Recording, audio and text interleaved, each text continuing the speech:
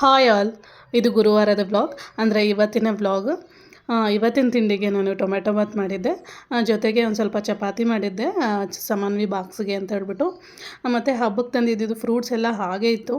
Fruits ಇದ್ದಾಗ ನಾವು ಹಾಗೆ ಇಟ್ಟಿರ್ತೀವಿ, ತಿನ್ನೋದೇ ಇಲ್ಲ. ದಾಳಿಂಬೆ ಅಂತೂ ಬಿಡ್ಸೋಕ್ಕೆ ಕಷ್ಟ ಅಂತ ಹೇಳ್ಬಿಟ್ಟು ತಿನ್ನೋದೇ ಇಲ್ಲ, ಹಂಗೆ ಇರುತ್ತೆ. ಇನ್ನು ಅದು ದಾಳಿಂಬೆ ಒಂದೇ ತಿಂದರೆ ನಮಗೆ ಬರೀ ಬೀಜನೇ ಸಿಗುತ್ತೆ, ಹಾಗಾಗಿ ಅಷ್ಟು ಇಷ್ಟ ಆಗೋಲ್ಲ.